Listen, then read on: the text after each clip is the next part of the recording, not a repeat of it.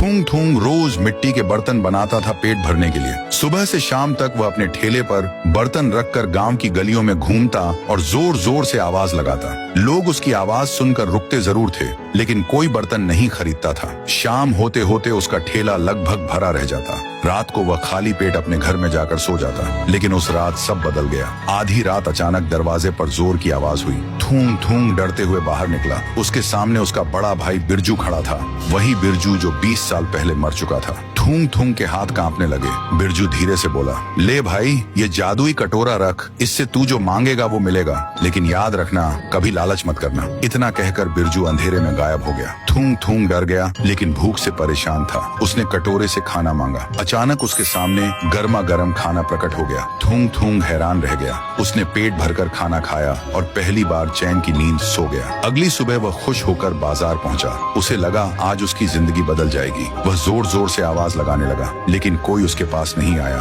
तभी गांव का अमीर आदमी पुष्पा वहां आया। उसने थूंग थूंग को देखा और जोर जोर से हंसने लगा। अरे गरीब, तू ये मिट्टी के बर्तन बेचकर अमीर बनेगा, तेरी किस्मत में गरीबी ही लिखी है। पूरा बाजार हंसने लगा। थूंग थूंग का चेहरा उतर गया। उसी रात उसने गुस्से में कटोरे से सोना मांगा। अचानक उसके सामने सोने के सिक्कों का ढेर लग गया। थूंग थूंग खुशी से पागल हो गया। अगले दिन उसने गांव वालों को दावत दी। अब वही लोग उसके आगे पीछे घूमने लगे जो पहले उसका मजाक उड़ाते थे। लेकिन तीसरे दिन रात को अचानक कटोरे से अजीब आवाज आने लगी। कटोरा अपने आप हिलने लगा। थूंग थूंग डर गया। तभी कटोरे के अंदर से उसका भाई आया और बोला, मैंने तुझे लालच न करने को कहा था। लेकिन इस बार थूंग थूंग समझ चुका था कि लालच ने उसकी जिंदगी बर्बाद की है। उसने कटोरे को उठाया और नदी में फेंकने चला गया। जैसे ही उसने कटोरा पानी में फेंका, पीछे से वही आवाज आई, अब तू बदल गया है भाई।